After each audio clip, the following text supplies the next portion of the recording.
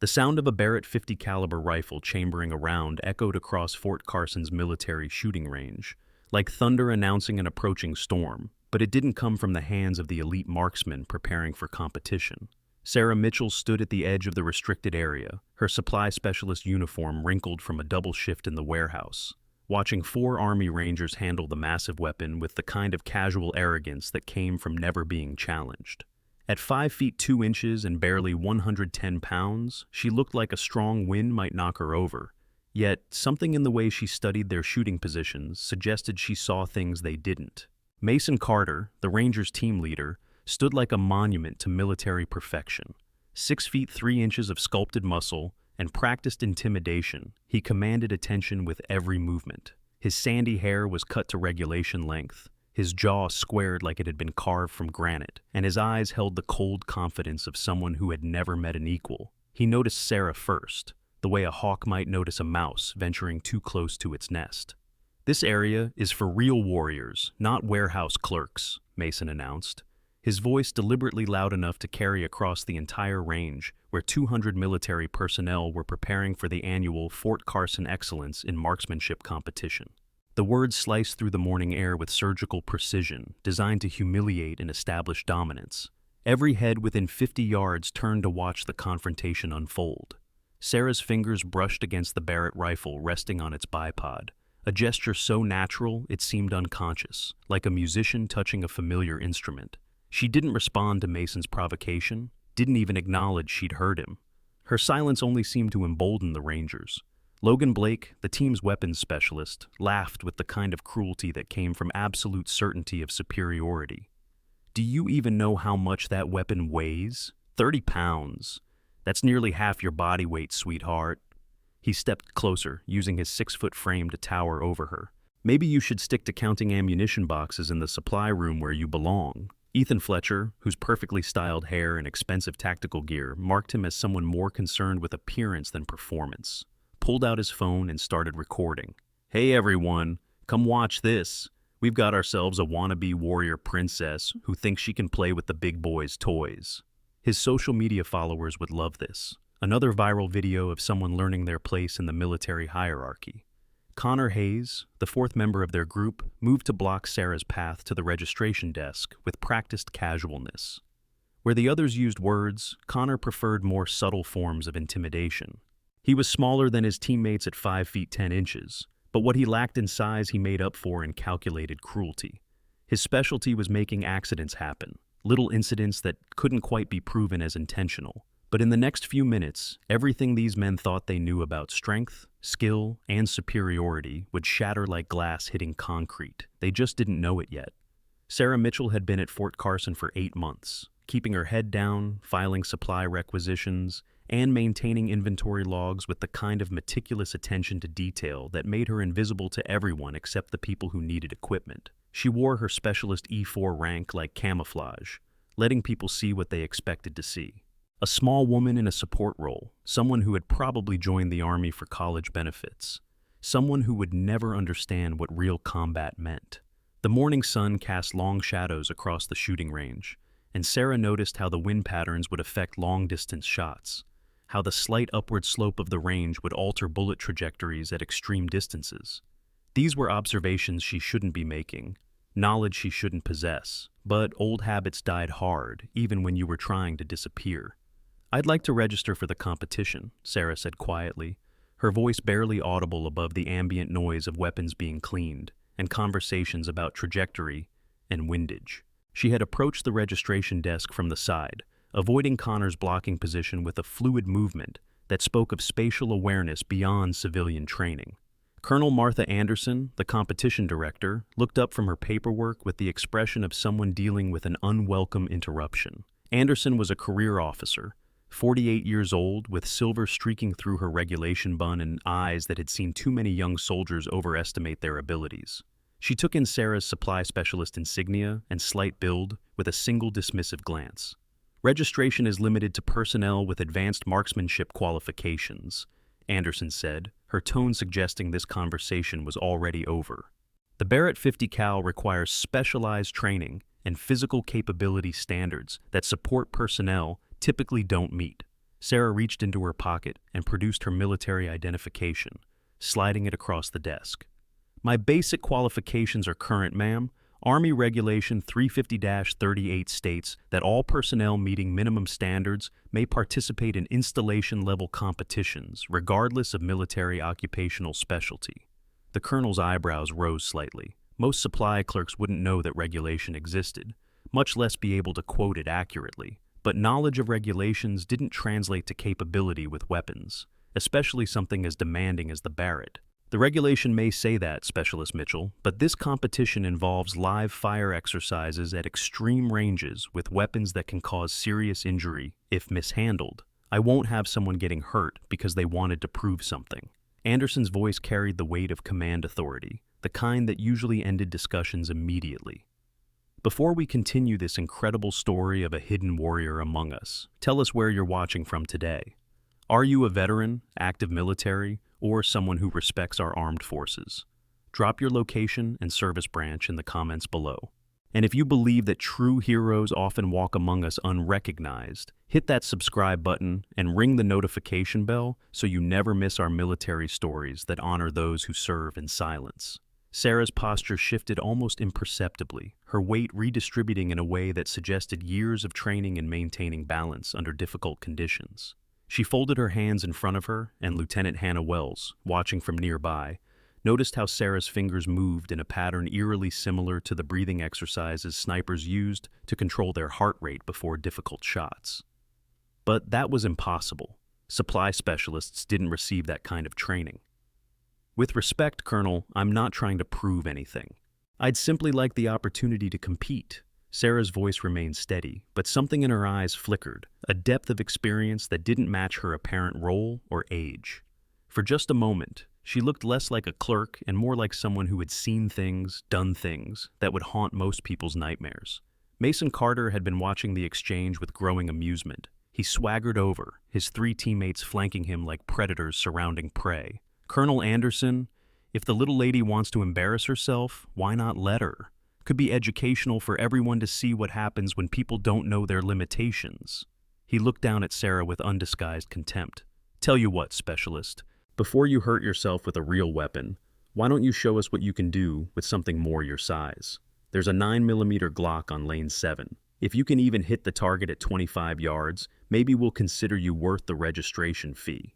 The challenge hung in the air like smoke from a fired weapon. 200 military personnel had now gathered to watch, their morning preparations forgotten in favor of this unexpected entertainment. Some watched with sympathy for Sarah, others with the cruel anticipation of seeing someone humiliated. A few, like Sergeant Caleb Morris, a veteran of 3 tours in Afghanistan, watched with curiosity because something about the way Sarah moved didn't match what she appeared to be. Sarah walked to lane 7 without responding to Mason's challenge. She picked up the Glock 19 with a familiarity that should have been their first warning. Her stance was textbook perfect, but not the standard isosceles stance taught in basic training. She used a modified Weaver stance, the kind preferred by competitive shooters and special operations personnel who needed to maintain stability while moving. Her grip showed wear patterns from thousands of hours of practice, calluses in places that only developed from specific types of weapons training. She fired 10 rounds in rapid succession, the shots coming so fast they almost sounded like automatic fire. The paper target downrange showed 10 holes clustered in an area smaller than a quarter, dead center mass. The range fell silent except for the echo of the last shot. Lucky shots, Logan Blake said, but his voice lacked its earlier confidence. Anyone can hit a stationary target at close range. Try that at 100 yards with iron sights, and then we'll talk. Sarah ejected the magazine, cleared the chamber with practiced efficiency, and set the weapon down. She started to walk away, then paused. Windage and elevation adjustments for a 100-yard shot with a 9mm would require compensating for a 2.7-inch drop at that distance, assuming standard NATO ammunition and optimal conditions. The current crosswind of 8 miles per hour would add another 1.3 inches of drift. But you already knew that, right, Sergeant Blake? Logan's face flushed red. Those calculations were exactly correct. But more importantly, Sarah had identified his rank despite him wearing civilian clothes for the competition. Only someone with extensive military experience would notice the subtle tells, the way he stood at parade rest when not actively moving, the specific tan lines from wearing tactical gear, the unconscious way he checked sectors even in a safe environment. Ethan Fletcher stepped forward, his phone still recording. So, you can Google ballistics. That doesn't mean anything. I bet you've never even fired a Barrett in your life. Probably couldn't even lift it to shooting position. The Barrett M82A1 weighs approximately 30 pounds unloaded, Sarah said quietly. 28.5 pounds for the lighter M107 variant. The recoil generates between 80 and 120 foot-pounds of force, depending on the ammunition used. The muzzle velocity averages 2,800 feet per second with standard ball ammunition, but specifications don't matter if you can't apply them practically. Connor Hayes had been circling behind Sarah while she spoke, positioning himself to accidentally bump into her, maybe knock her off balance and embarrass her. But when he moved to execute his plan, Sarah sidestepped without looking, a casual movement that left Connor stumbling forward into empty space. It looked natural, coincidental, but Caleb Morris recognized it as the kind of spatial awareness developed in combat zones where threats could come from any direction. Sarah's precision requires the right equipment, just like modern military operations depend on cutting-edge technology. Today's tactical communication devices feature encrypted channels and satellite connectivity that keep our forces connected in any terrain. These ruggedized smartphones and tablets, built to military specifications, withstand extreme conditions while providing real-time intelligence and coordination capabilities that can mean the difference between mission success and failure. The crowd of spectators had grown larger, drawn by the tension and the unusual sight of a supply specialist holding her own against elite rangers. Among them, Captain Daniel Brooks from the intelligence section watched with particular interest. Something about Sarah Mitchell seemed familiar, but he couldn't place it. He pulled out his secure phone and began entering her name into various databases, his curiosity piqued by the disparity between her apparent role and demonstrated knowledge. "All right, Specialist," Mason said, his patience wearing thin.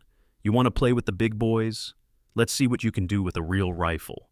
He gestured to the Barrett 50 caliber rifle set up on lane 1, the premier position reserved for the competition's top shooters. 3 shots at 1,000 yards. If you can even get one on paper, I'll personally escort you to registration. The challenge was designed to humiliate. 1,000 yards was over half a mile, a distance where wind, humidity, elevation, and even the Earth's rotation could affect a bullet's path. Professional snipers spent years learning to make shots at that distance consistently. A supply clerk who had never handled such a weapon would likely miss the entire target frame, assuming they could even manage the rifle's massive recoil without injury. Sarah approached the Barrett with the same casual confidence she'd shown with the Glock. She ran her hands along the rifle's frame, checking the action, the trigger pull, the scope mount stability, with movements too quick and sure to be those of a novice.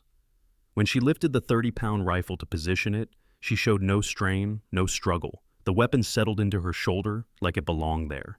"Safety glasses and hearing protection," Master Sergeant Aaron Foster called out, his voice carrying the authority of someone responsible for range safety. He had been watching from his position in the range tower, and something about this situation made him uneasy. The woman's movements were too precise, too practiced.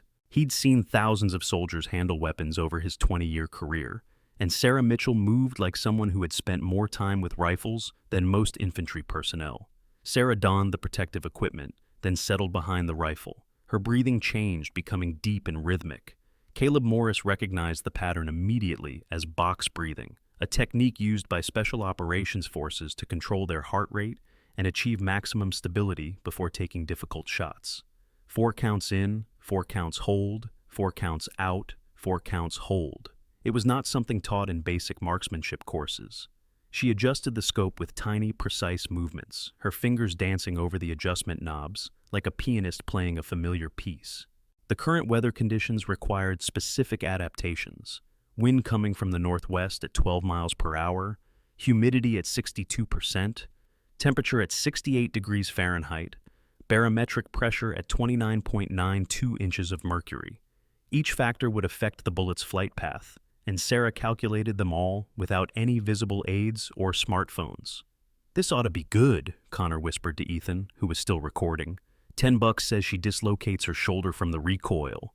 But when Sarah fired, her body absorbed the massive recoil with practiced ease, rolling with the force rather than fighting it. The sound was deafening even with hearing protection, a thunderous crack that echoed off the surrounding buildings. Downrange, the spotting scope showed a hole dead center in the 1,000-yard target's bullseye. The range fell silent. That kind of accuracy on a first shot at that distance was not luck. It was the result of extensive training and natural talent combined with countless hours of practice. But Sarah wasn't finished. She fired twice more in rapid succession, each shot taking less than 4 seconds from trigger pull to trigger pull. When the range officer called clear and brought the target forward on the motorized carrier, all 3 holes were touching, creating a group smaller than 2 inches at 1,000 yards. It was shooting that would qualify for any special operations sniper program in the world. "That's impossible," Logan breathed, his weapons expertise making him fully aware of how difficult that kind of shooting was. Nobody shoots groups that tight at that distance without years of training. "Maybe," Sarah said, standing and stepping back from the rifle, "people aren't always what they appear to be." She looked at Colonel Anderson. "Ma'am, I believe I've demonstrated basic competency. May I register for the competition now?" Anderson looked from the target to Sarah to the stunned Rangers. Something was happening here that she didn't understand, but the shooting spoke for itself. "Registration is at Desk 3, Specialist Mitchell. Fee is $50. If Sarah's hidden skills are surprising you, imagine what other secrets she's keeping. Share this video with someone who loves military stories or needs to be reminded that you should never judge a book by its cover. Your support helps us bring more incredible true stories of unsung heroes to light. As Sarah walked toward the registration desk, Mason Carter felt his worldview cracking. He'd built his identity around being elite, special, better than regular soldiers. The idea that a supply clerk, a small woman no less, could outshoot him was incomprehensible. There had to be an explanation, some trick or deception that would explain what he had just witnessed. "She's probably married to a sniper," he said to his team, loud enough for others to hear. "Picked up some tricks from her husband. That's the only way this makes sense." But even as he said it, he knew it wasn't true.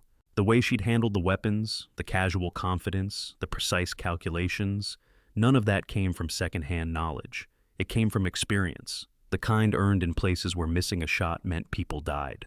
Grace Turner, Sarah's only friend on base, approached her at the registration desk. Grace was a communications specialist who worked in the building next to the supply warehouse. She'd known Sarah for 6 months and thought she understood her quiet, hard-working colleague. Now she wasn't sure she knew her at all. "Sarah, what just happened? Where did you learn to shoot like that?" Grace's voice mixed amazement with confusion. "I've had some training," Sarah replied, deliberately vague. She filled out the registration form with neat, precise handwriting, listing her unit as Supply Company, 715th Brigade Support Battalion. Nothing on the form suggested anything unusual about her background. Captain Daniel Brooks's search through military databases had hit several walls. Sarah Mitchell's service record showed basic training at Fort Jackson, advanced individual training as a supply specialist at Fort Lee, and assignment to Fort Carson. But there were gaps, periods where her location was listed as temporary duty, location classified. That was unusual for support personnel. More interesting were the redacted sections in her file, black bars covering portions of her service record that required security clearance he didn't have to access. He expanded his search, using facial recognition through the military's personnel database. The system churned through millions of records, looking for matches. What it found made him stand up so fast he knocked over his coffee. The same face appeared in a photograph from 3 years ago, but the name was different, the unit was different, everything was different. The woman in the photo wore the insignia of a Special Operations Command unit that officially didn't exist. The photo was labeled Operation Mountain Ghost, classified personnel, no further distribution. Brooks looked across the range to where Sarah was completing her registration, then back at his phone screen. He initiated a deeper database search, one that would take time but might reveal why someone from a classified Special Operations unit was pretending to be a supply clerk at Fort Carson. The wind had picked up, gusting to 15 miles per hour from the northwest, creating challenging conditions for the competition. Most shooters would struggle with the variable crosswinds, but Sarah found herself unconsciously calculating adjustments, her mind automatically processing environmental data and translating it into scope adjustments and holdover corrections. "You embarrass my guys," Mason said, approaching her as she left the registration desk. His voice was controlled, but anger simmered beneath the surface. I don't know what game you're playing, but nobody makes fools of my team. Sarah looked up at him, and for the first time, Mason saw something in her eyes that made him take an involuntary step backward. It wasn't aggression or anger. It was the flat, emotionless gaze of someone who had been in situations where violence was not a last resort, but a first option. Someone who had learned to survive in places where Mason's Rangers would be considered tourists. I'm not playing any games, Sergeant Carter. I'm just here to compete. Her use of his rank despite his civilian clothes was deliberate, a subtle reminder that she knew exactly who and what he was. This isn't over, Mason said. The competition hasn't even started yet. As he walked away, Sarah allowed herself a small sigh. She had spent 8 months at Fort Carson avoiding attention, keeping her head down, trying to forget what she'd been and what she'd done. The supply warehouse was supposed to be a place to hide, to heal, to figure out how to be normal again. But normal people didn't calculate wind drift in their heads constantly. Normal people didn't check every room for exits and threats. Normal people didn't wake up at 3 in the morning, reliving shots they had taken in places that didn't officially exist. The competition would begin in 2 hours. 200 of Fort Carson's best marksmen would compete in various categories, with different weapons at different ranges. Sarah had registered for the open class, which allowed any rifle and any distance up to 2,000 yards. It was the most challenging category, typically dominated by specially trained snipers and designated marksmen. As participants began their final preparations, Sarah found a quiet corner and performed maintenance on her assigned rifle. The Armory had issued her a standard Remington 700 in .308 caliber, a solid weapon, but nothing compared to the custom rifles most competitors would use. She cleaned it meticulously, adjusted the trigger pull to her preference, and zeroed the scope with the patience of someone who understood that equipment maintenance could mean the difference between success and failure. Hannah Wells had been watching Sarah since the confrontation with the Rangers. As a lieutenant in the military police, she'd learned to read people, and everything about Sarah Mitchell screamed contradiction. The personnel file said supply specialist, but the woman's hands showed the calluses of someone who'd spent thousands of hours with precision rifles. Her situational awareness was beyond anything taught in basic training. Most telling was the way she'd handled Mason Carter's aggression, not with fear or anger, but with the calm assessment of someone deciding whether a threat needed to be neutralized. Specialist Mitchell, Hannah said, approaching carefully. That was impressive shooting earlier. Sarah looked up from her rifle maintenance. Thank you, ma'am. Where did you train? That level of precision doesn't come from standard Army marksmanship courses. For a moment, Sarah's hands stilled on the rifle. She seemed to be weighing how much to reveal. I've had additional training, Lieutenant. Some schools that aren't part of the regular curriculum. Hannah recognized evasion when she heard it, but she also recognized the tone of someone bound by classification restrictions. There were things in the military that couldn't be discussed, units that didn't exist, operations that never happened. She'd encountered such restrictions before, usually involving special operations or intelligence units. Well, whatever training you had, it was excellent. Good luck in the competition. Hannah walked away, but made a mental note to research Sarah Mitchell more thoroughly. There was a story here, something that might explain why a supply specialist could outshoot Rangers. The competition began with pistol qualifications at 25, 50, and 100 yards. Sarah used the issued Beretta M9, a weapon she found adequate but uninspiring. Her groups were tight, precise, mechanical in their perfection.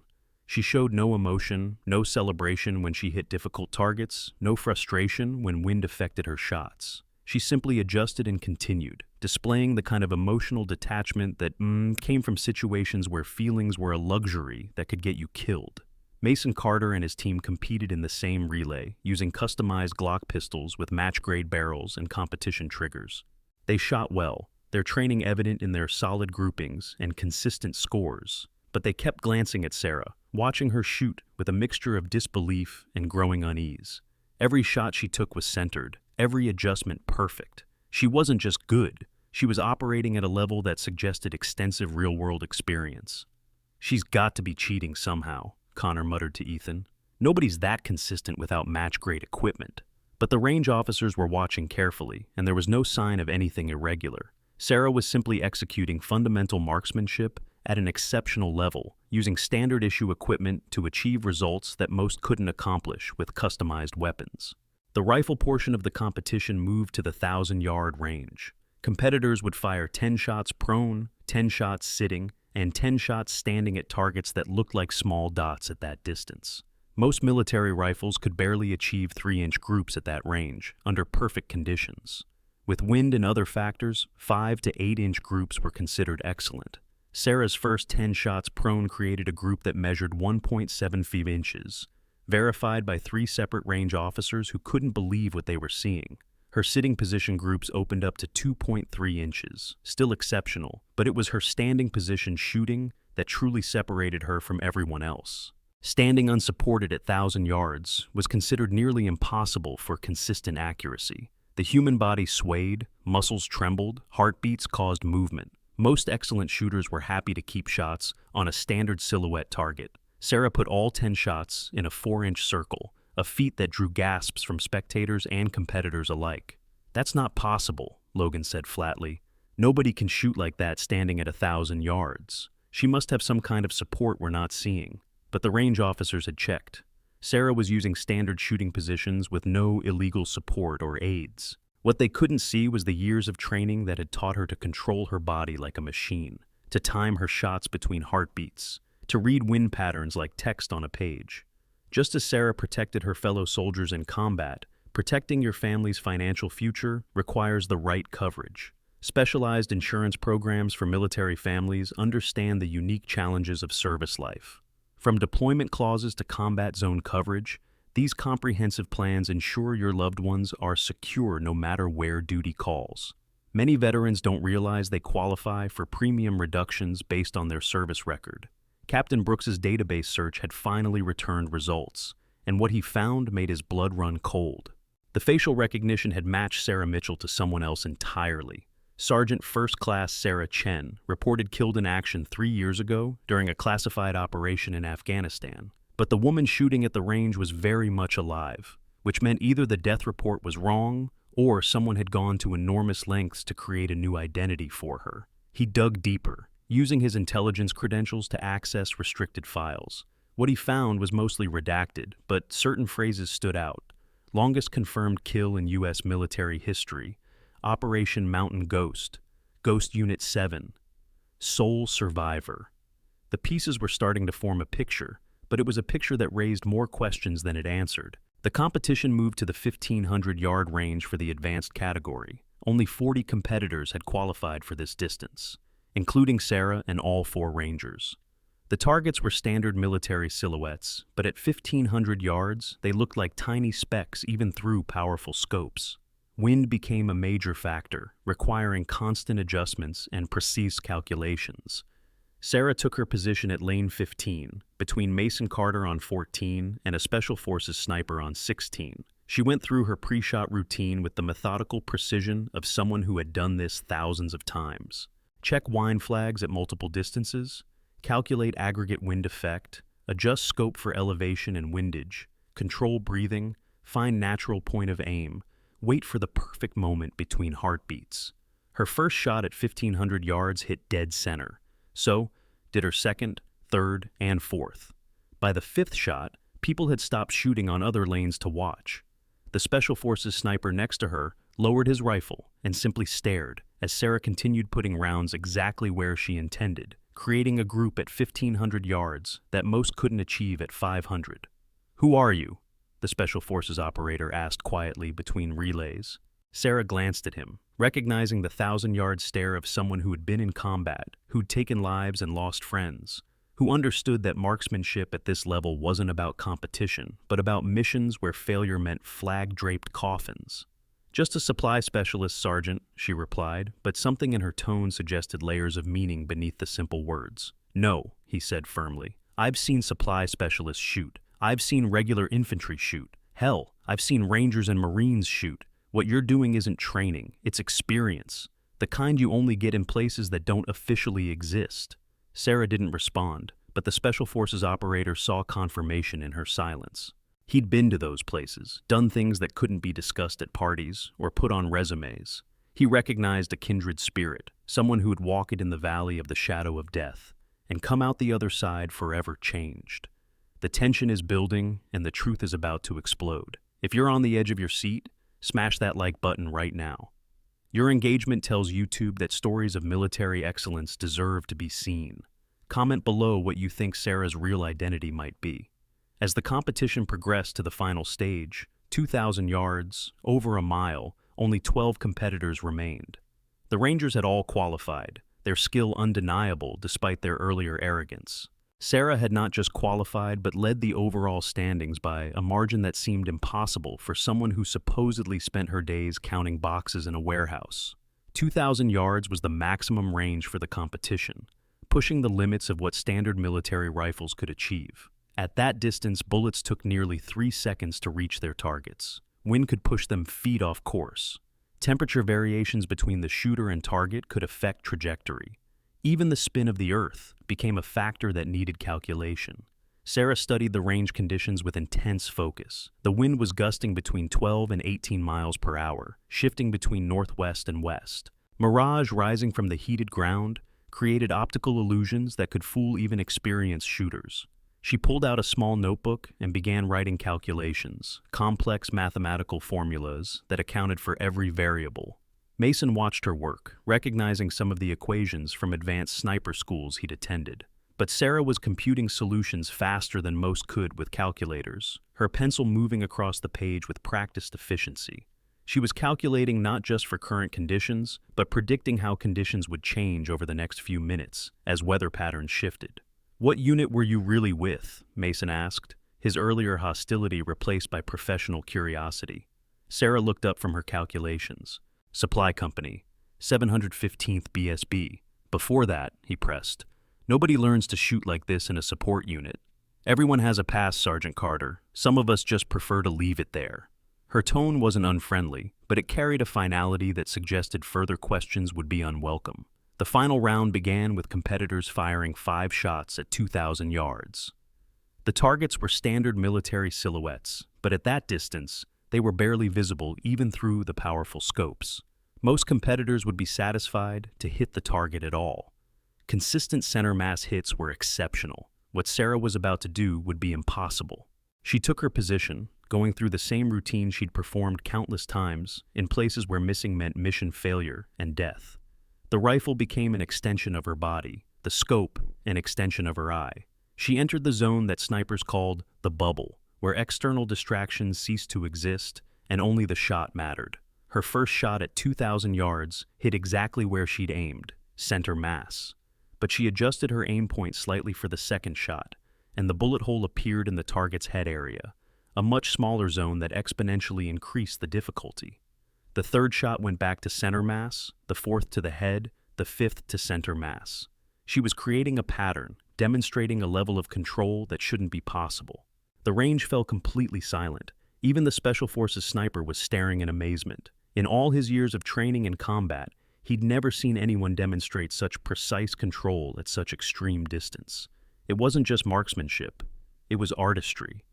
But it was what happened next that changed everything. Connor Hayes had been seething with humiliation all day. His team had been shown up by someone they'd dismissed as insignificant, and his pride couldn't accept it. As Sarah stood to leave her firing position after her perfect round, Connor deliberately bumped into her hard, sending her stumbling forward. It was meant to be a petty act of revenge, a small humiliation to balance the scales. But the force of his shove was harder than intended, and Sarah's jacket caught on the shooting bench's rough edge as she fell forward. The sound of tearing fabric cut through the air, and as Sarah caught herself and stood, her jacket hung open, revealing what she'd kept hidden for 8 months. The torn fabric of Sarah's jacket revealed something that would change everything in the next 3 seconds. As the afternoon sun caught the exposed badge on her right shoulder, time seemed to slow to a crawl. The black and gold insignia gleamed with an authority that transcended rank or position. It was a badge that fewer than 20 people in the entire United States military had ever earned, a badge that represented the impossible made real. The crosshair symbol sat centered over a mountain peak, surrounded by text that would send shockwaves through every person present. Confirmed kill, 3,187 meters, Operation Mountain Ghost. Below the main text, barely visible but unmistakably real, were the letters and numbers that existed only in classified files and whispered legends. G701, Ghost Unit 7, Operator 1. For 3 eternal seconds, 200 military personnel stood frozen in absolute silence.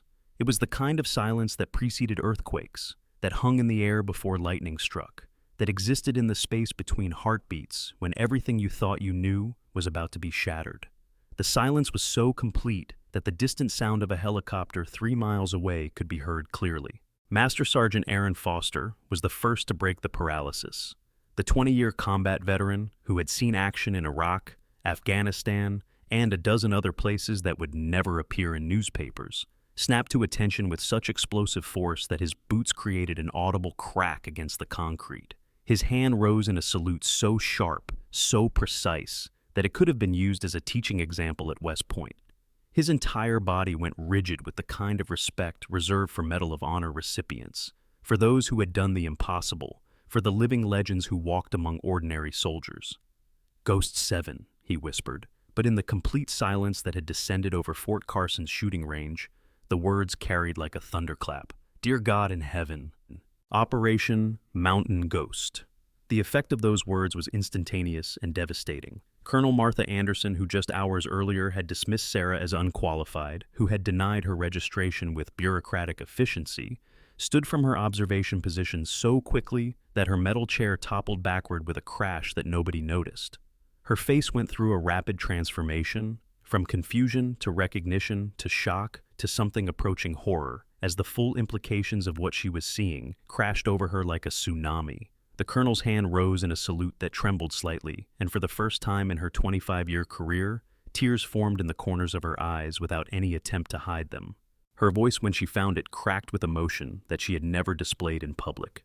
That's impossible," she breathed, her words carrying across the silent range like a prayer. Ghost Unit 7 was killed in action. All of them. The official reports said, the Pentagon confirmed. They said there were no survivors. "The reports lied," Sarah said quietly, speaking her first words since the badge was revealed. Her voice carried a weight that hadn't been there before, the voice of someone who had seen death from distances measured in miles, who had calculated impossible shots while American lives hung in the balance, who had survived when everyone else she cared about had died. Mason Carter, the Ranger team leader who had built his entire identity around being elite, around being special, around being better than others, stumbled backward as if he had been physically struck. His legs, which had carried him through Ranger School, through combat deployments, through challenges that broke lesser men, suddenly couldn't support his weight. He took 3 unsteady steps backward before his knees simply gave out, and he found himself sitting on the ground, staring up at Sarah with the expression of a man whose entire worldview had just been shattered like glass. No, that's not possible," he managed to stammer, his voice breaking like a teenager who had just discovered that superheroes were real. 3,187 meters? That's over 2 miles. Nobody can make a shot from 2 miles away. The physics, the wind, the Earth's rotation, nobody has ever... 5 people have, Sarah corrected quietly. 5 people in recorded military history have made confirmed kills beyond 3,000 meters. I'm number 3 on that list. Logan Blake's reaction was even more visceral. The weapons specialist who had mocked Sarah's ability to handle a 30-pound rifle, who had laughed at the idea of her competing with real soldiers, was now on his knees on the concrete, not from respect, but from pure, overwhelming shock. His mind, trained in ballistics and physics, was racing through the calculations required for such a sheet, and every calculation told him the same thing: impossible. 3,187 meters, he repeated, his voice cracking with each word, as if speaking them might make them less real. That's the 3rd longest confirmed kill in human history. The bullet flight time alone would be 4.8 seconds. 4.8 seconds where everything has to be perfect. The wind can't shift. The target can't move. The earth can't vibrate. The temperature can't change. The mirage has to remain constant. He looked up at Sarah with an expression that mixed awe with something approaching fear. The bullet drop at that distance would be measured in dozens of feet, not inches. You'd have to aim so far above the target that you wouldn't even be able to see them in the same scope picture. The mathematical calculations alone would take minutes, and you'd need to factor in air density, humidity, barometric pressure, the Coriolis effect from the Earth's rotation, spin drift from the bullet's rotation, temperature gradients, altitude density differences. 90 seconds, Sarah said quietly. I had 90 seconds to do the calculations. 4 pages worth of mathematics done in my head while 8 Marines were dying 2 miles away. Ethan Fletcher, who had been recording everything on his phone for his social media followers, who had wanted to humiliate someone for views and likes, dropped his device with a clatter that seemed impossibly loud in the tense atmosphere. His hands were shaking too badly to hold it steady.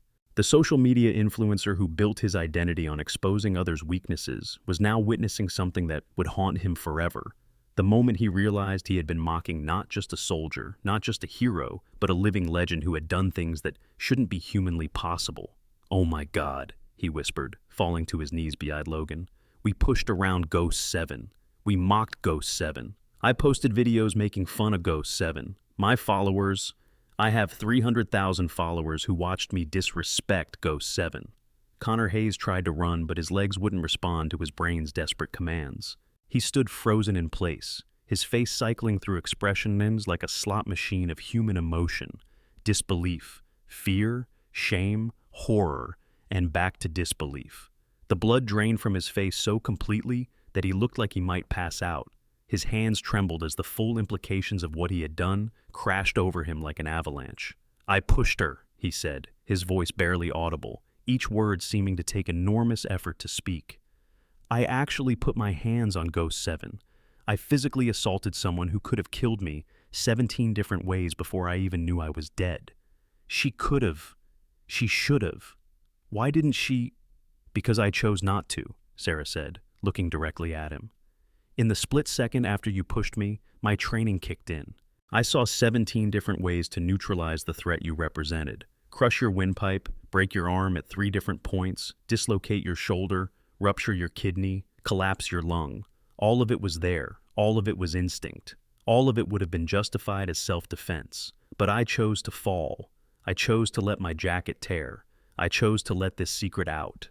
The crowd of 200 military personnel began reacting in waves, like ripples spreading from a stone dropped in still water. Phones emerged from pockets, not in mockery, but in awe.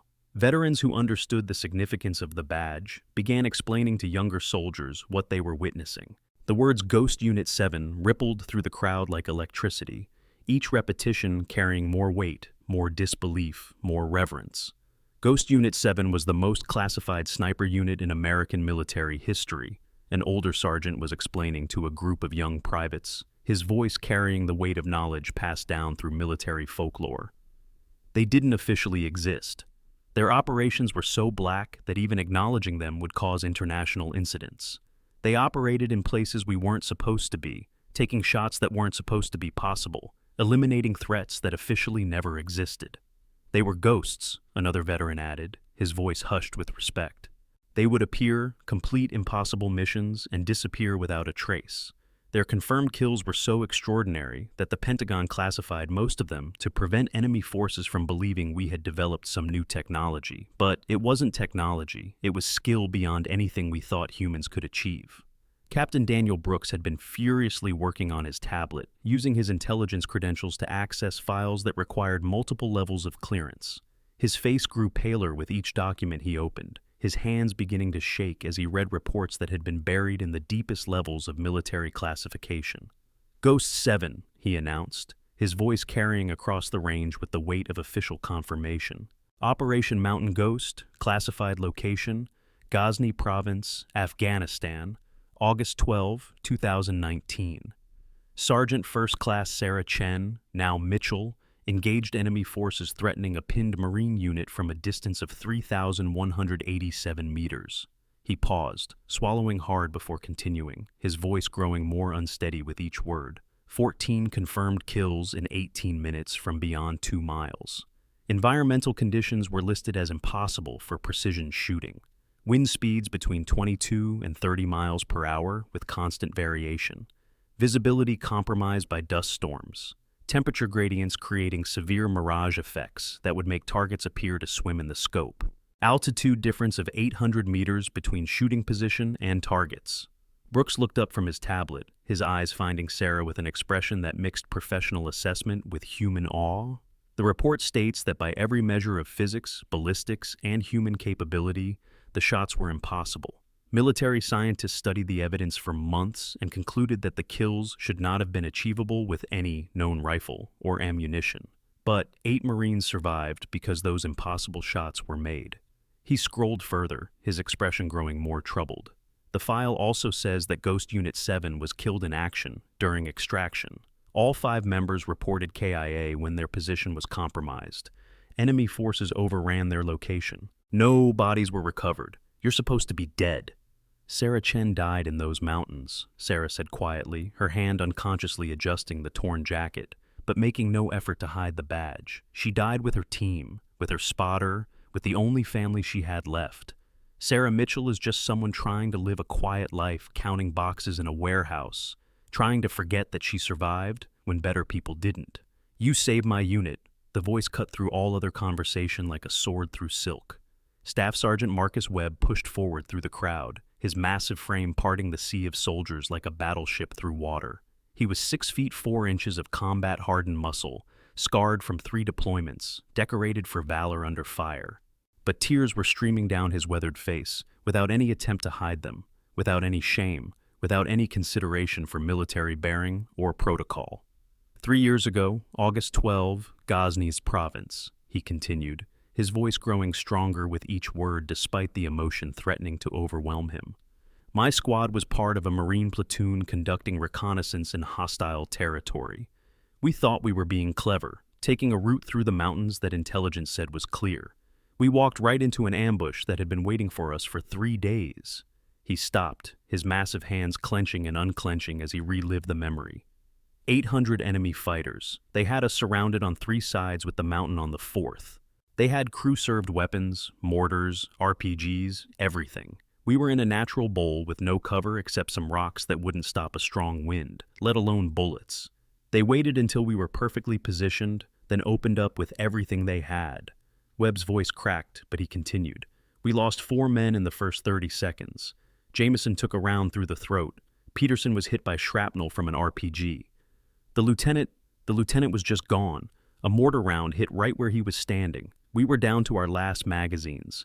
I had 18 rounds left for my rifle. 18 rounds between me and 800 enemies. The entire crowd had gone silent, hanging on every word of this first-hand account of the impossible day. Command told us no air support was available for 45 minutes. The helicopters couldn't fly into the valley without being shot down. Artillery was out of range. We were alone, and we were going to die. We all knew it. Rodriguez was writing a goodbye letter to his wife on a piece of MRE cardboard. Thompson was praying. I was thinking about my daughter, how she would grow up without a father, how my wife would get a folded flag and a form letter about how I died with honor. Webb wiped his face with a sleeve that bore the scars of that day, old bloodstains that had never quite washed out. Then the first shot came. We didn't even hear it at first, just saw the enemy commander on the opposite ridge suddenly fall backward. We thought it was one of ours getting lucky, but then we did the math. He was 2 miles away. 2 miles. Nobody in our unit could make that shot. Nobody we knew could make that shot. Just as Sarah protected her fellow soldiers in combat, protecting your family's financial future requires the right coverage. Specialized insurance programs for military families understand the unique challenges of service life.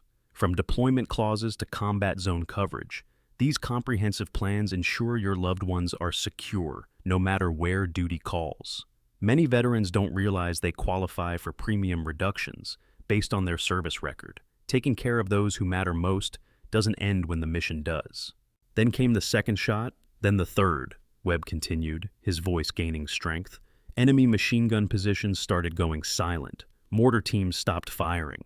Every shot was perfect, threading through gaps in the rocks that couldn't have been more than inches wide. We're talking about shooting through an 8-inch gap at 2 miles distance with wind that was gusting up to 30 miles per hour. He looked indirectly at Sarah, his eyes filled with a gratitude that words couldn't express. 14 enemy leaders and weapons teams eliminated in 18 minutes. Every shot perfect, every kill confirmed. The enemy assault fell apart. They thought they were being targeted by some new weapon, some satellite-guided system they couldn't understand. They retreated. We made it to the extraction point. 8 of my men are alive today because of those impossible shots. Webb's voice broke completely. My daughter is 7 years old now. She has a father because of you. Rodriguez's wife didn't get a folded flag. Thompson's prayers were answered. 8 families were kept whole because you did something that physics says is impossible. And we never even knew who saved us. Command classified everything, told us it never happened, that we were mistaken about the distances. He dropped to one knee, not in submission, but in profound respect. The kind of respect that transcended rank and protocol. Ma'am, I've carried survivors' guilt for 3 years, wondering why we lived when so many didn't. Now I know. We lived because Ghost 7 decided we were worth saving. We lived because you did the impossible. We lived because you were willing to take shots that nobody else would even attempt. Colonel Anderson finally found her voice, though it shook with emotion that 25 years of military service hadn't prepared her for. Specialist?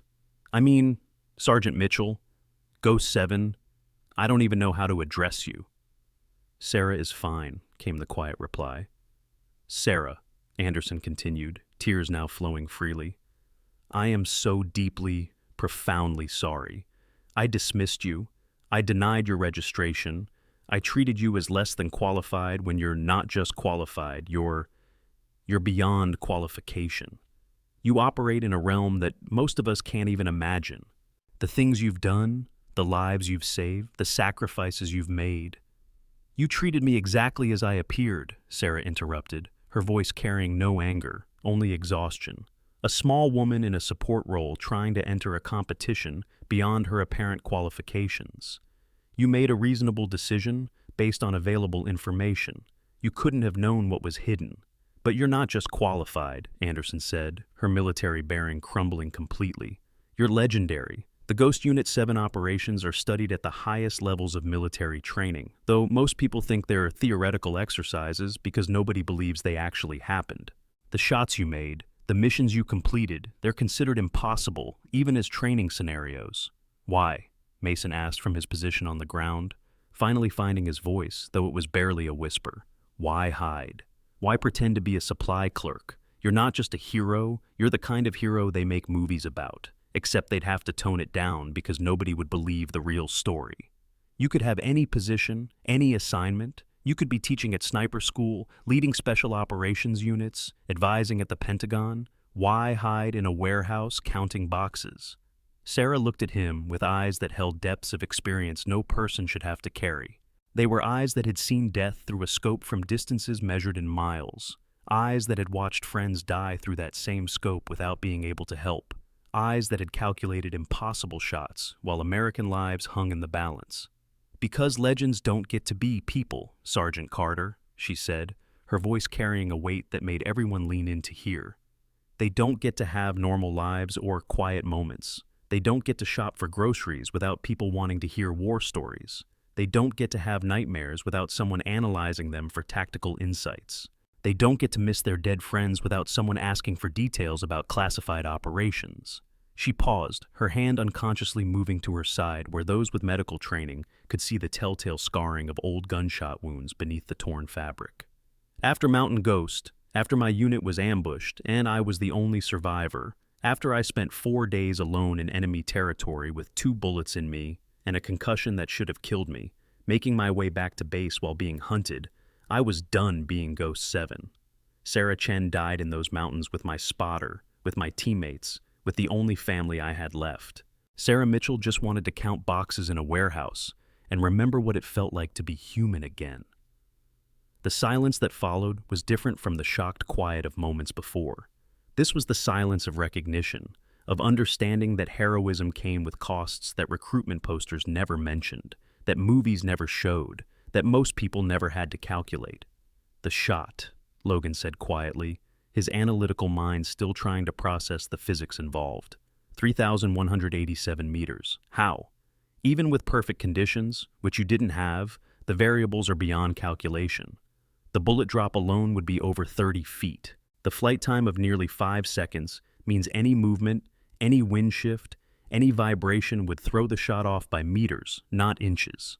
Sarah looked at the mountains surrounding Fort Carson, but her eyes saw different mountains, different terrain, a different time.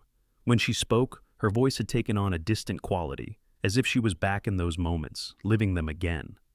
The Marines were dying. Staff Sergeant Webb's unit had maybe 3 minutes left. 800 enemy fighters were closing in. The enemy commander was coordinating the assault from what he thought was a safe position, over 2 miles away, hidden behind rocks with only an 8-inch gap visible from my position.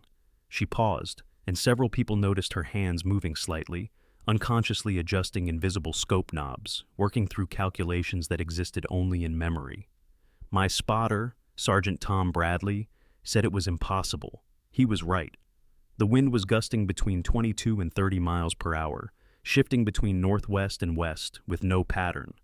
Elevation difference of 800 meters, air density changes from altitude, spin drift from the bullet's rotation over that distance would push the round nearly 3 feet to the right. The Coriolis effect from the Earth's rotation would add another 18 inches of drift.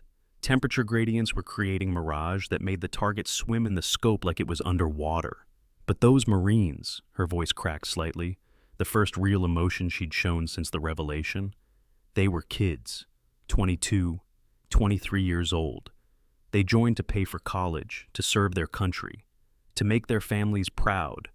They were about to die in a valley whose name they couldn't pronounce, for reasons that would be classified, and their families would get folded flags and form letters about duty and honor.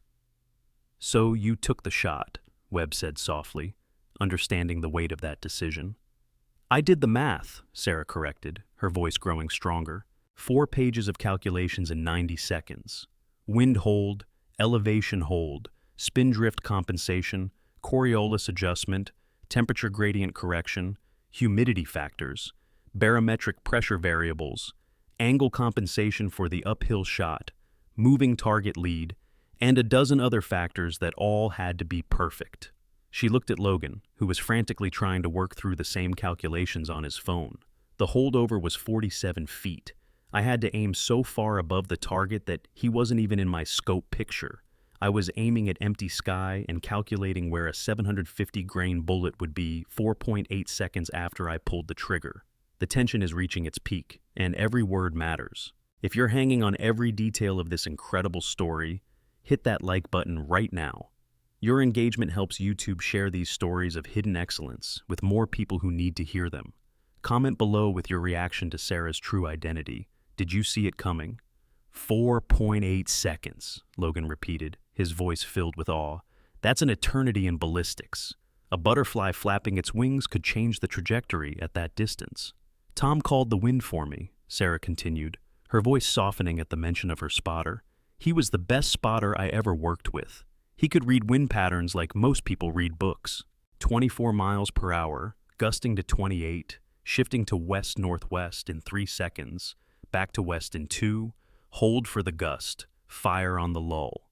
It was like trying to thread a needle during an earthquake while riding a roller coaster. "But you made the shot," Anderson said, her voice barely above a whisper. "I made the shot," Sarah confirmed, "but it wasn't just skill.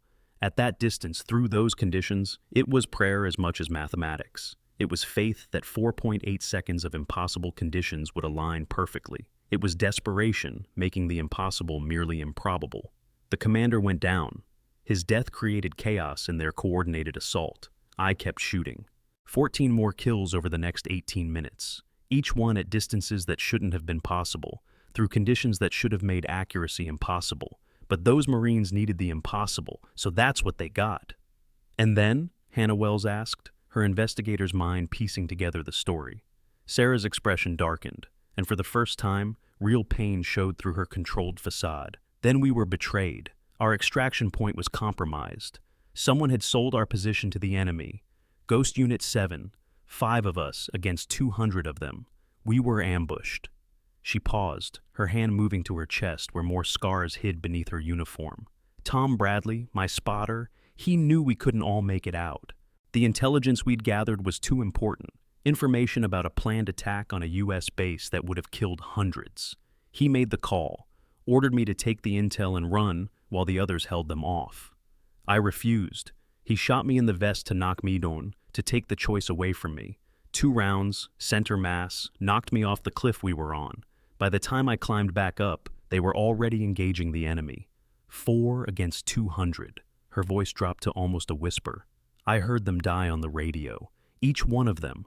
Tom was last. He was still calling out enemy positions, still spotting for shots I couldn't take because I was running like a coward while my family died. His last words were, "Target eliminated, good shot, Sarah." He was hallucinating, thinking I was still there, still taking the shots he was calling. "You weren't a coward," Mason said firmly, finding strength in his voice for the first time since the revelation. "You were following orders. You were completing the mission." "I was surviving while better people died," Sarah countered, her voice carrying years of survivor's guilt. "And for what? So I could spend 3 years hiding in a supply warehouse, pretending those shots never happened, pretending those men never existed?" Captain Brooks had been reading more from his tablet, his expression growing more troubled with each paragraph. "The intelligence you brought back prevented an attack that would have killed over 400 Americans. Your team's sacrifice saved 400 lives." Sarah closed her eyes, processing this information for the first time. "They never told me the specifics, just that the mission was successful. 4 lives for 400, Anderson said softly. "That's the mathematics of war." "It's the mathematics that keep me awake at night," Sarah replied, wondering if I could have saved them, wondering if I was faster, smarter, better. Could all 5 of us have made it out? "How did you survive those 4 days?" Connor asked, finally finding his voice. "Wounded, hunted, alone in enemy territory?" Sarah's expression went distant again.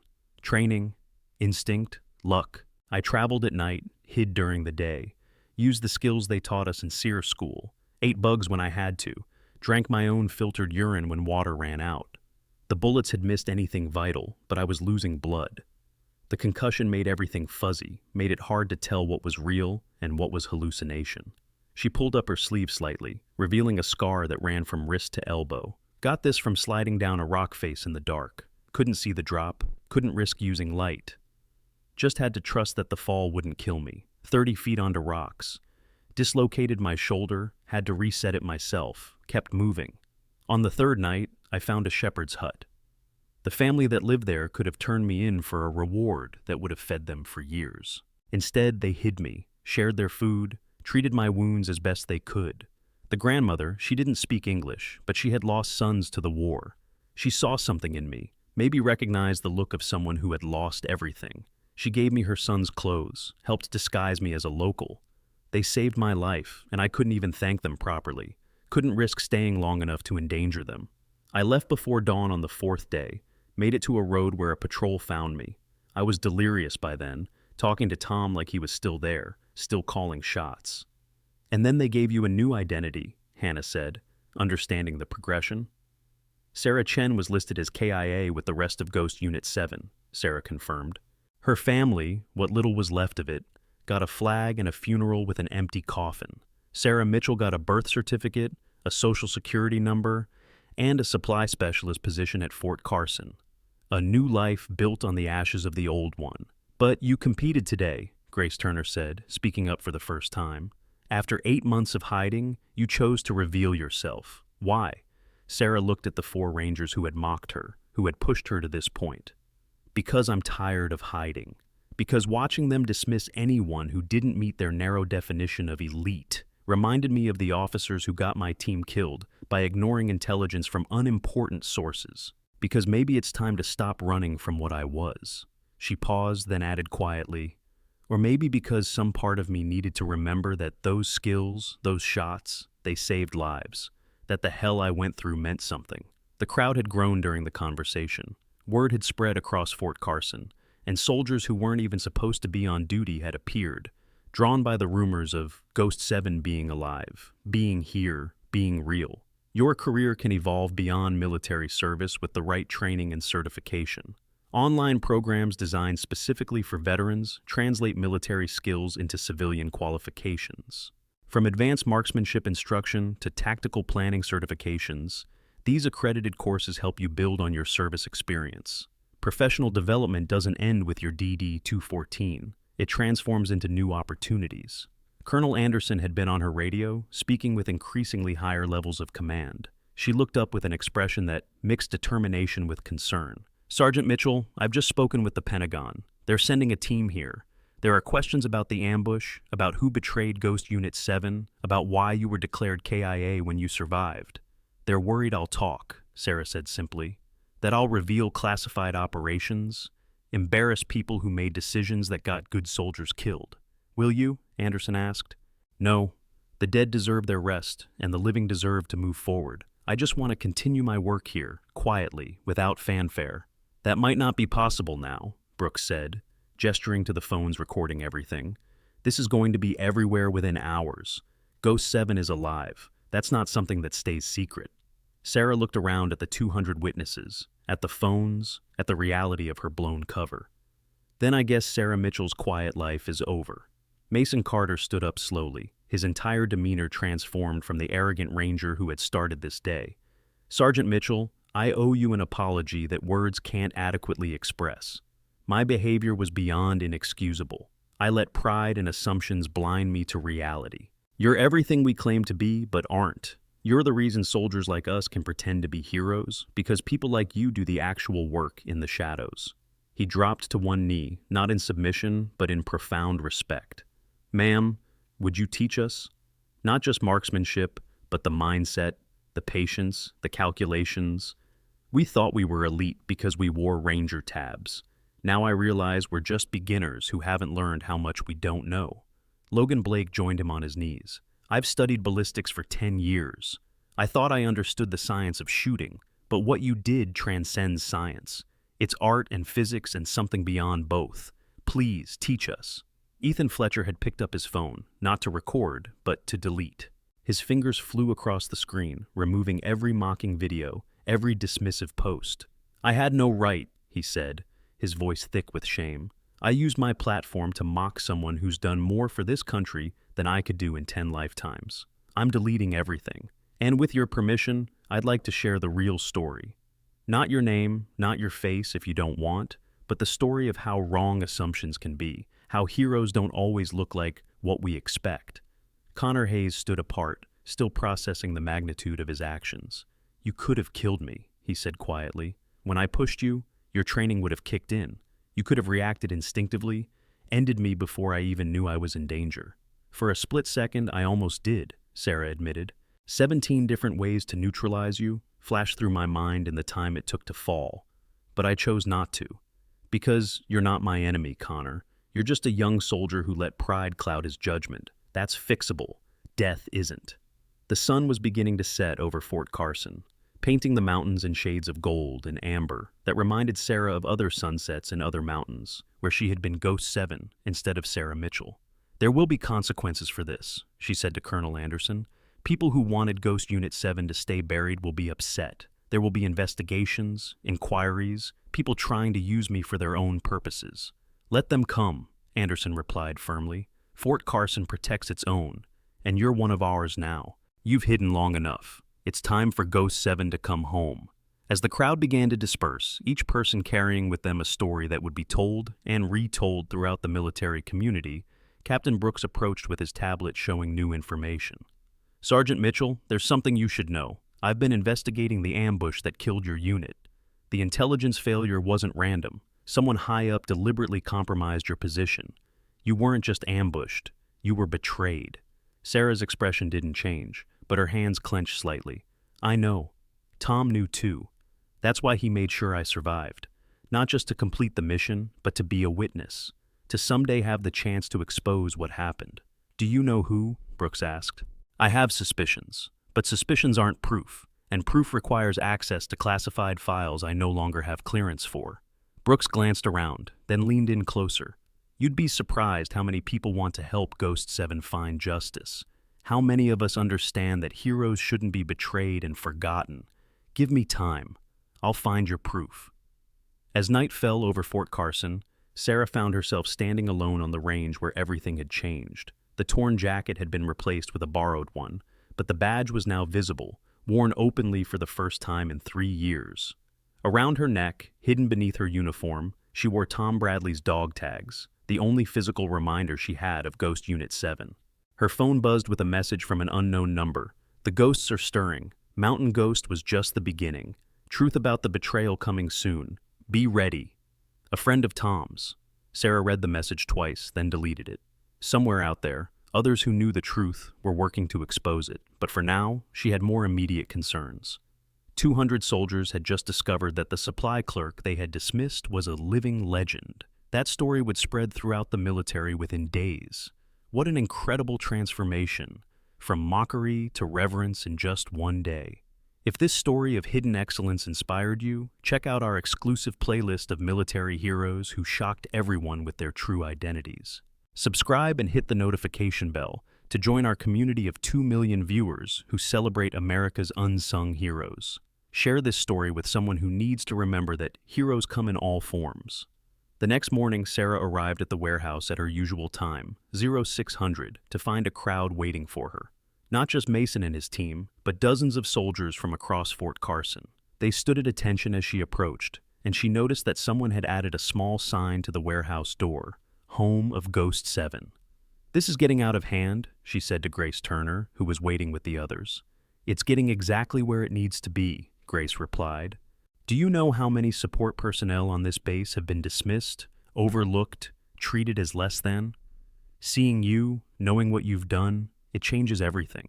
It tells every supply clerk, every cook, every mechanic that they matter, that they could be capable of extraordinary things." Over the following weeks, changes began rippling through Fort Carson. The morning training sessions that Sarah reluctantly agreed to conduct grew from 4 soldiers to 40 to over 100. She taught them not just marksmanship, but observation, calculation, patience. She taught them to see beyond surface appearances, to question assumptions, to respect every person in uniform regardless of their role. Mason Carter transformed completely. The arrogant ranger who had dismissed Sarah became her most dedicated student, arriving at the range every morning at 0430 to prepare equipment and calculate environmental conditions.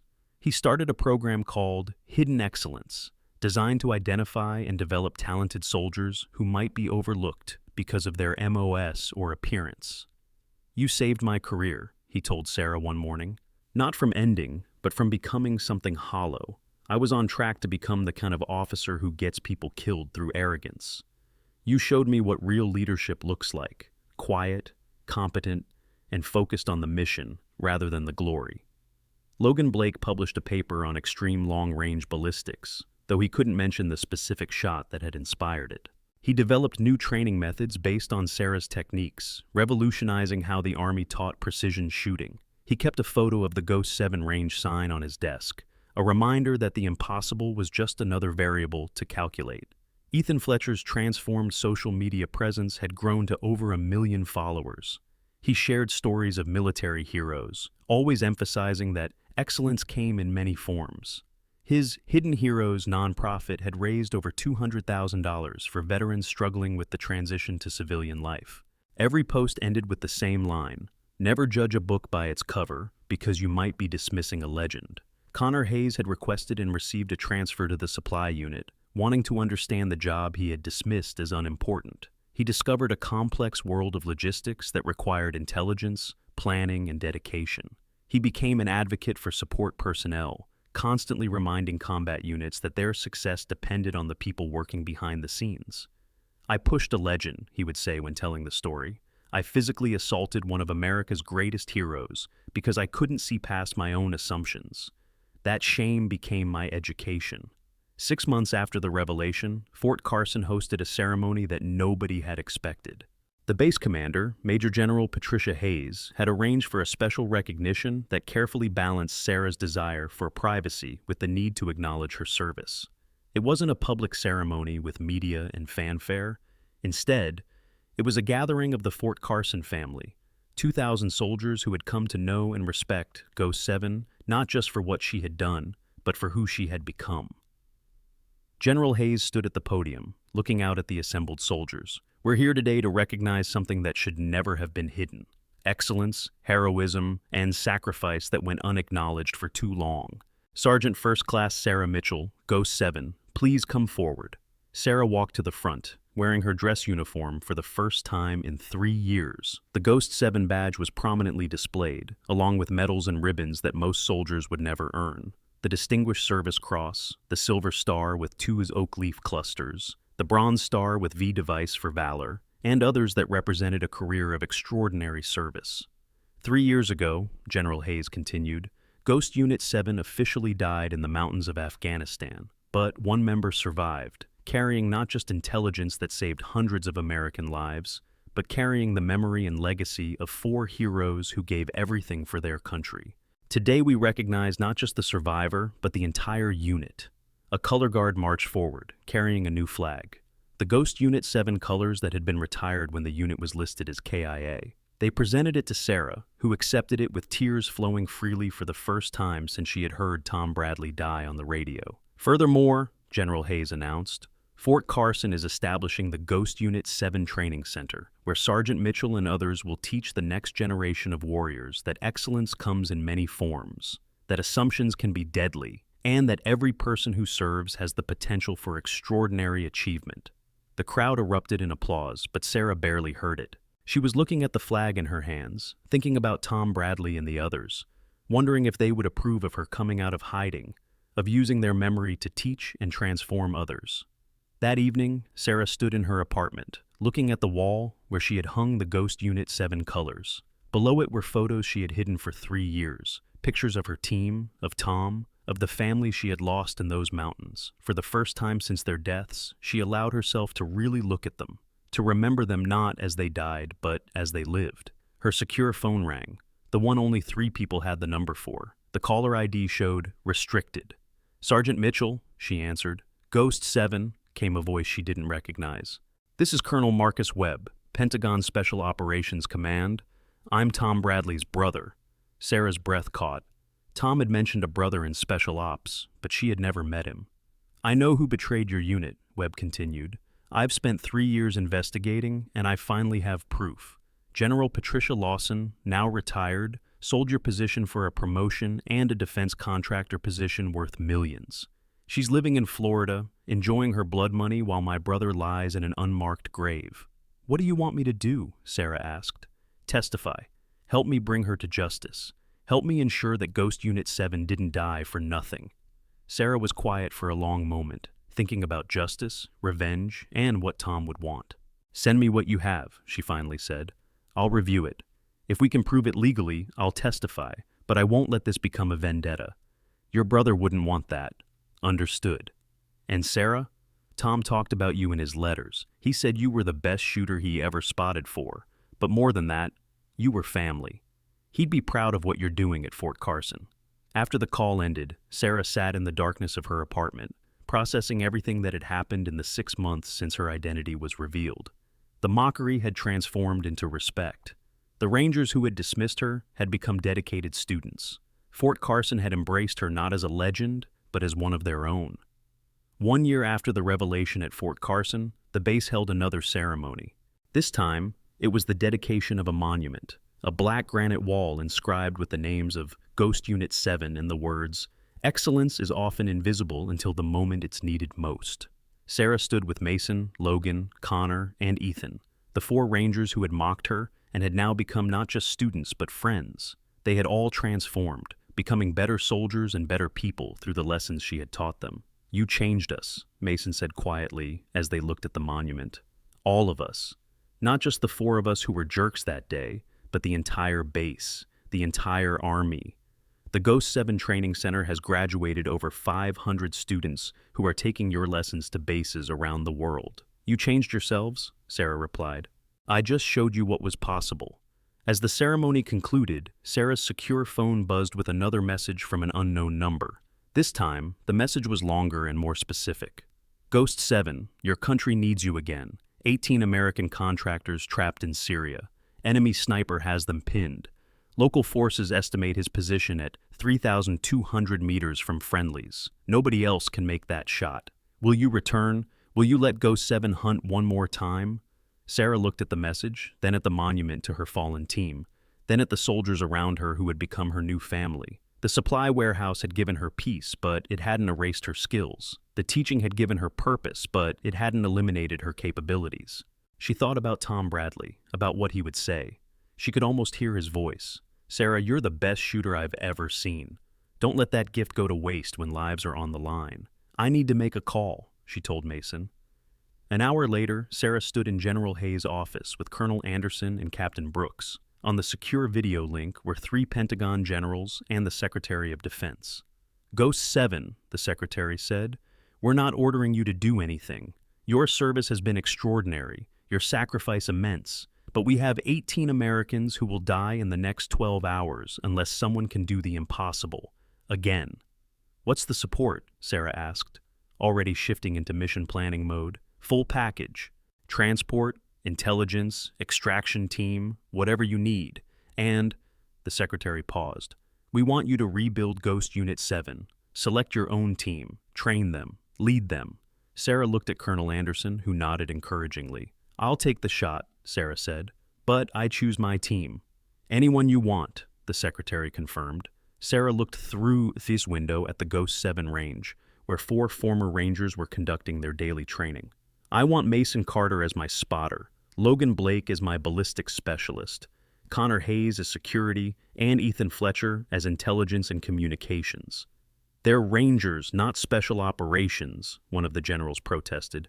"They're soldiers who learned humility, who understand that assumptions kill, who know that excellence comes in unexpected forms," Sarah countered.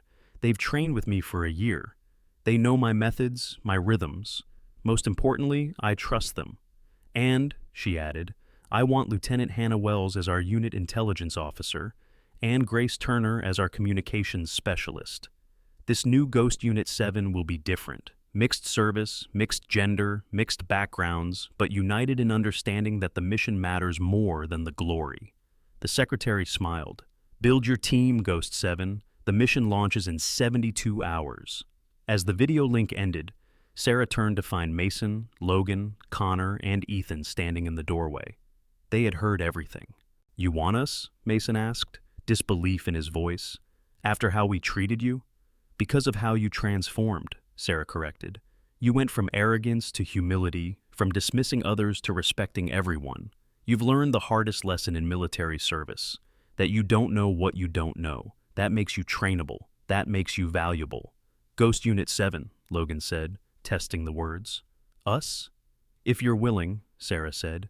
"It won't be easy. The training will be brutal, the missions classified, the recognition non-existent. You'll operate in shadows, save lives that will never know you existed, and possibly die in places that will be denied." The 4 men exchanged glances, then Connor spoke for all of them. "Where you lead, we follow, Ghost 7. 3 days later, a black helicopter lifted off from Fort Carson carrying the new Ghost Unit 7 toward a mission that would require another impossible shot. Sarah sat with her new team, teaching them the calculations, the patience, the faith required to do what physics said couldn't be done. As they flew toward uncertainty, Sarah thought about the journey from that day at the range when she had been mocked and dismissed. The torn jacket that had revealed her identity had torn away more than fabric. It had torn away the walls she had built around herself, the isolation she had accepted, the hiding that had defined her existence. Now she was Ghost 7 again, but different. Not alone, but leading a team. Not hidden, but known and respected. Not carrying the weight of the dead, but honored by their memory through the work she continued. Her phone displayed the mission brief.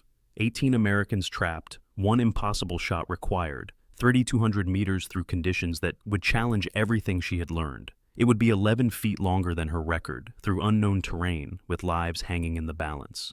"Think you can make it?" Mason asked, already beginning his role as her spotter. Sarah looked at him, then at her team, then at the mountains disappearing below them. "With the right team, the right calculations, and a little faith, we'll make it work." As the helicopter flew toward their destination, Sarah realized that the mockery at Fort Carson had been a gift. It had forced her out of hiding, had transformed enemies into allies, had built a new Ghost Unit 7 from the ashes of the old. 3,187 meters remained her record, but it was no longer her identity. She was more than 1 impossible shot. She was a teacher, a leader, a survivor who had chosen to use her gifts rather than hide them. The supply warehouse would wait for her return. The quiet life of Sarah Mitchell would continue between missions. But Ghost 7 was fully alive again. And this time, she wasn't alone. Some ghosts never rest, but sometimes they find new purpose, new family, new reasons to take impossible shots when lives hang in the balance. The story that began with mockery and dismissal had transformed into something neither Sarah nor her tormentors could have imagined. A legacy of excellence that would ripple through the military for generations, teaching that heroes don't always look like what we expect, that assumptions can blind us to greatness standing right in front of us, and that sometimes the smallest person in the room can cast the longest shadow when the light finally finds them. 3,200 meters awaited. Ghost 7 was ready, and this time she wouldn't be shooting alone.